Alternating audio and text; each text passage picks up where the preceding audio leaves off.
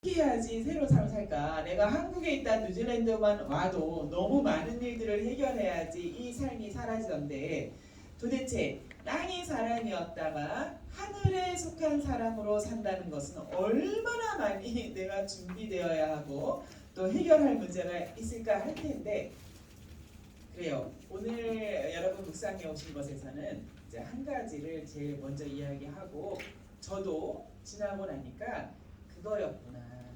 그게 새로운 삶, 하나님 나라에 속한 사람으로서의 삶의 첫 번째였구나. 근데 그것은 이제 말하는 것과 관련이 있었어요.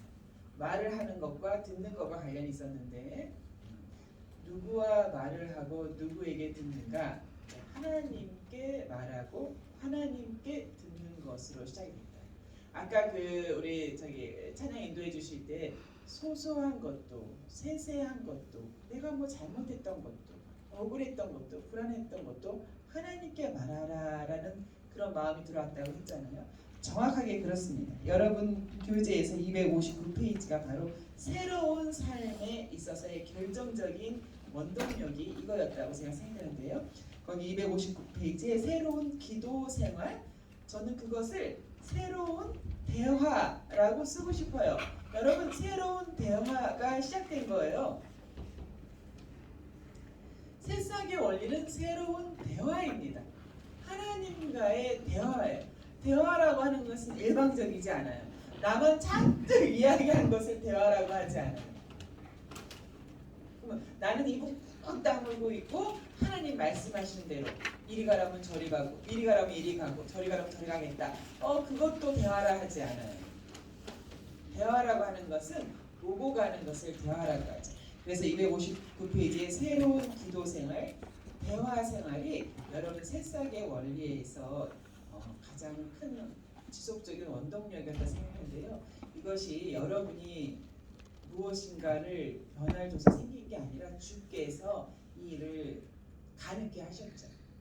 여러분은 죄가 여러분과 하나님 사이를 가로막았을 때는 대화는 분명 아무것도 소통이 될 수가 없었어요. 죄가 가로막고 있을 때는. 근데 예수께서 우리의 죄의 싹시죠.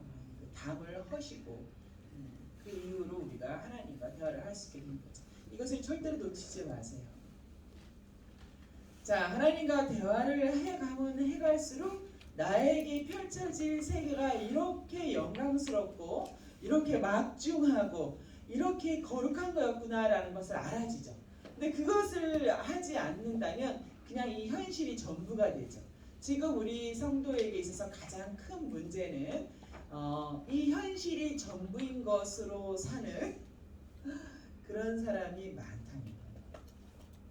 자, 거기서 보면 이제 기도가 나왔는데요. 물론 여기서는 우리 어머니들로 모였기 때문에 배우자에 대한 기도, 또 이쯤 되면 우리의 어머니들과 아버님들이 연로하셨죠.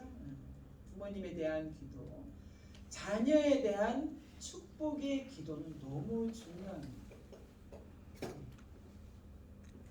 그리고 저는 또 한 가지, 이제 우리 자녀가 다 컸어요. 그리고 배우자하고도 많이 맞춰져가지고 예전처럼 막 이렇게 애끓는 마음은 많이 가라앉았어요. 근데 주변에 보니까 이제 제 아이들이 어렸을 때는 안 보였는데 우리가 크고 나니까 우리 아이들 어렸을 때에 있는 그 가정들이 제 주변에 있게 되는데 이렇게 좀 힘든 가정들이 있어요. 또 코로나에서나 경제적으로 힘들든가 아니면 뭐 이혼 가정 뭐 굉장히 힘들더라고요. 그리고 제가 보니까 얼마나 그 엄마가 혼자 애들을 키우는 게 힘들까. 그리고 저도 어렸을 때 아이들 그 일일 공부 같은 산수는 가르쳤었거든요. 근데 그런 시기를 다 놓치고 있는 아이들 보니까 너무 마음이 아픈 거예요. 그래서 그런 아이들까지 포함하여서 기도는 중요하다.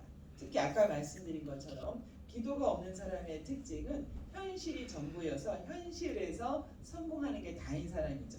근데 그렇지 않아요. 여러분 하나님 나라에서 성공한다는 말은 좀 이상한 말이에요. 하나님 나라에서의 위대한 사람으로 사는 것이 궁극적인 하나님의 목적이시죠.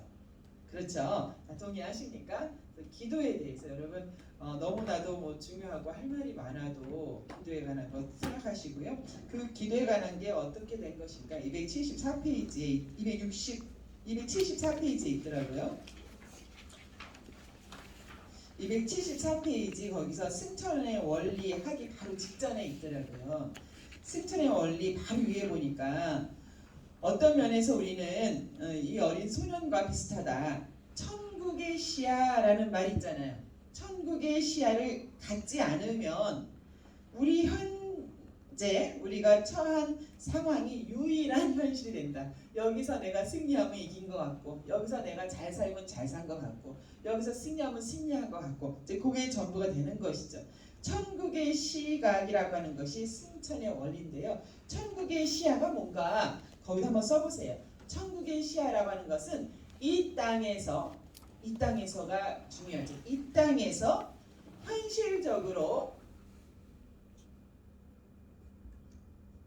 현실적으로 존재하는 하나님 나라를 이해하는 능력입니다. 이 땅에서 현실적으로 존재한다는 얘기는 그 어떤 역동적인 힘이 있다는 얘기죠. 방향성이 있다는 얘기예요. 질서가 있다는 얘기예요. 그것을 이해하는 능력이에요. 그것을 우리가 천국의 시야라고 하는 것이죠. 이 시야가 있는 사람, 하나님 나라를 보는 사람과 보지 못하는 사람이 있는 거예요. 하나님 나라를 뭐 어떻게 봐야 돼요? 성경 말씀이 충분히 하나님 나라를 가르치고 있어요. 가리키고 있어요. 근데 어떤 사람은 이러고 있잖아요. 이렇게 손가락으로 이제 어딘가를 이렇게 포인팅 한단 말이에요. 그러면 이 손가락 끝만 보는 사람이 있어요. 이 손가락만 끝만 보고서 계속해서 그것을 묵상하는 사람이 있죠. 아니에요. 성경 말씀이 가리키는 그 방향에 향해서 볼 수 있어야 되는 것이죠. 그게 다 하나님의 나라입니다. 그다음에 하나님 나라를 성경 말씀에서만 내가 어떻게 보겠는가? 그렇지 않아요. 성경 말씀은 여러분의 현실을 반영하고 있는데요. 한번 대나무 한번 생각해 볼게요. 대나무는 중간중간에 마디가 있어요. 중간중간에 마디가 있을 때 그 마디 부분에서 성장이 멈춘 듯한 부분이 있는데 여러분 아시죠? 그 마디 부분을 지나고 나면 그 굵어진 마디만큼 쭉 자라가잖아요. 중간에 거침이 없잖아요. 그렇게 거침이 없이 자라기 위해서 반드시 그 마디 부분이 있었어야 되는 거예요. 그렇죠? 바로 그래요. 여러분 일상에서 일어나는 사건이라고 하는 것은 그 마디나 마찬가지예요. 그 사건을 통하여서 하나님의 일하시는 방식, 하나님 나라를 보게 될 때 그 다음 성장이 쭉 오는 것이죠. 그러니까 어떻게 되는 거예요? 이전에는 나에게 일어나는 사건을 바라보는 내 시야, 사건을 해석하는 나가 전부였다면 지금은 그 사건을 관할하고 통치하시고 그 사건을 통하여서 유도하시는 하나님과 하나님 나라가 보여지고 이해되기 시작하는 거예요. 그렇게 이해되는 그 상황이 성경에서 말한 것과 너무 일치하는 거예요. 성경에서 있었던 많은 하나님 나라의 사람들이 겪었던 것과 너무 일치하는 거예요. 와, 진짜 성경이 진리구나 되는 것이지. 그래서 여러분은 하나의 포인트에서 시작하는 거나 마찬가지예요. 여러분에게 일어나는 사건. 근데요, 뭐 여러 가지 사건들에서 있지만 저는요, 정말 내가 인정하거나 뭐 받아들일 수 없는 사람의 말이거나 주장, 나의 합리적인 판단으로선 절대로 받아들일 수가 없는, 너무 짧은 듯한, 억지인 듯한, 자기중심적인 듯한 그러한 말들과 주장이 저에게는 대나무의 마디 역할을 할 때가 굉장히 많아요. 굉장히 많아요. 오늘 아침에도 제가 혹시 내가 하나님을 거스르고 있는 거 아니야? 우리 애가 그렇게 자꾸 몇 번씩 반복해서 했던 얘기, 그것을 내가 너무 진작에 받아들이지 않고 계속 내가 그 아이를 사랑한다는 마음으로 내 주장을 하고 있는 것은 아니야? 나는 내 생각이 그 아이를 정말 사랑하고 합리적이고 여러 가지 경험적으로도 맞다고 생각했는데 혹시 내가 이 사건을 두고 배우지 못하고 여전히 내 고집대로 하는 거 아니야? 내가 우리 애의 그 반복했던 말을 들어야겠다 라는 생각이 들어온 거예요. 그리고 이 상황을 두고 하나님의 시야가 무엇인가를 생각하게 된 것이죠. 그런데 너무나도 그 아이의 그러한 주장은 말도 안 되는 듯한 야 그건 너무가 어려서 그래 라고 치부할 수 있는 그런 말이었어요. 근데 그런 세미한 음성조차도 혹시 하나님께서 이 아이를 통하여서 이 아이에게 그리고 나에게 새로운 것을 시작하시는데 내가 무심한 거 아니야? 라는 생각이 들어온 것이죠. 그러면서 굉장히 기뻤어요. 아, 내가 이 아이의 이 반복되는 말을 내가 경청하자. 하나님께서 새로운 일을 시작하실 거예요.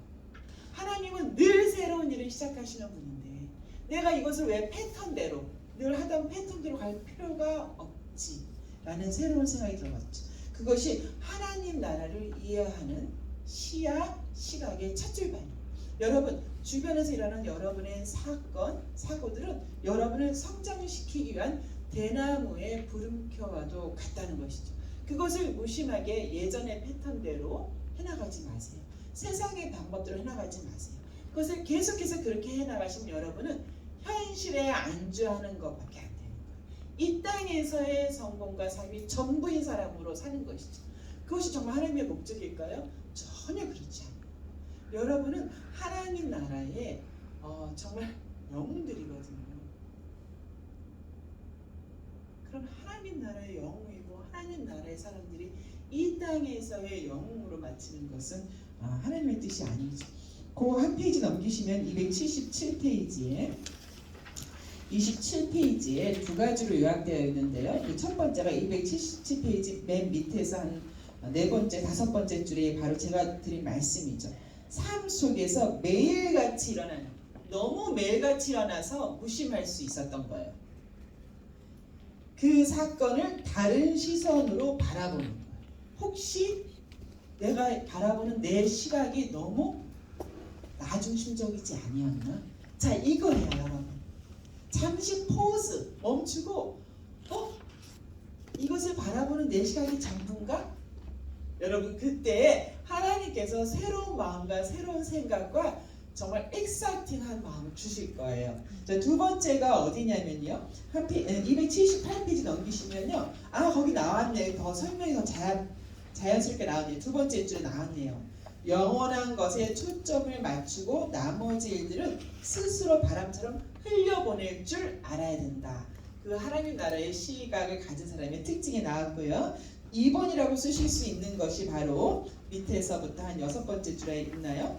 우리가 그리스도 안에서 어떤 존재이며 어디에 속해 있는지를 알 때 두 번째 유익이 나온다 해서 2번이 나오는 거죠. 시야가 바뀌었고 두 번째로서는 정말로 권세자가 누구인가? 여러분 사탄은 일상을 통해서 여러분을 잠식시키거든요. 일상을 통해서 큰 사탄이 크게 나를 무너뜨리고 불행에 빠지는 사건을 내게 일으키고 그런 것보다도요 일상에서 점점점 여러분을 그냥 일상의 메인 사람으로 그냥 이 땅에서의 삶으로 마감되게 하잖아요. 그래서 그러잖아요. 그래서 그런 말 하잖아요. 거짓 평안이 있다 하잖아요. 거짓 평안이라는 게 있다 하죠. 사탄도 평안을 주죠. 거짓 평안이고 거짓 안정이죠. 그렇죠? 하나님 나라의 용사를 그냥 이 땅에서 사는 사람으로 안주시켰을 때시죠. 근데 그래요. 무슨 저는 이 땅에서 그냥 평안하게 살래요 하는 분들도 계시고 제가 많이 들어요.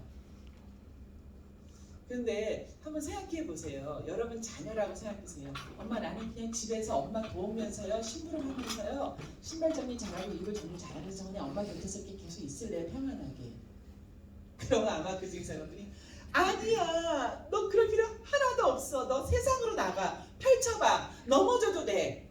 다쳐도 돼. 실패해도 괜찮아. 너 세상 향해서 나가봐. 라고 하시지 않겠어요? 근데 비슷한 비유가 될 것 같아요. 비슷한 비유. 예.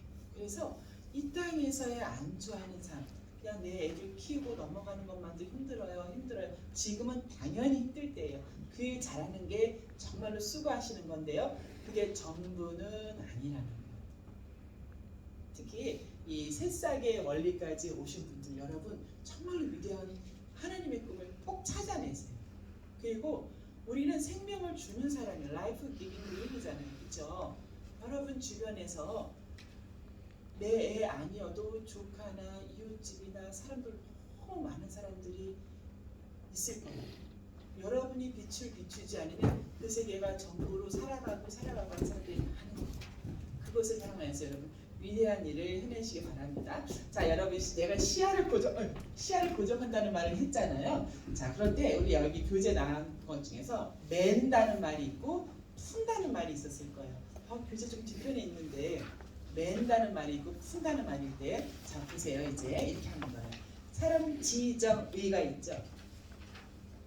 우리는 인격적으로 매일 수밖에 없어요. 뭐 인격적으로 풀어내는 거예요. 어떤 신비스러운 능력으로 뭘 메고 뭐 파워로 풀고 하는 거 아니에요. 인격적으로 나가는데 인격이라고 하는 것은 지정의예요.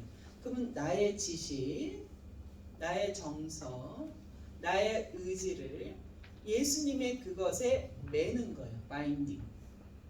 예수님의 지식, 예수님이 보는 지식, 예수님이 선하다 악하다, 의롭다 불의하다, 깨끗하다 불결하다 하는 예수님의 지식에 나의 지식을 매는 거예요. 두 번째는 정서예요. 늘 말씀드렸지만 여러분의 감정은 여러분을 세우고 여러분만을 최고로 만들게 하는 1등 공신이에요.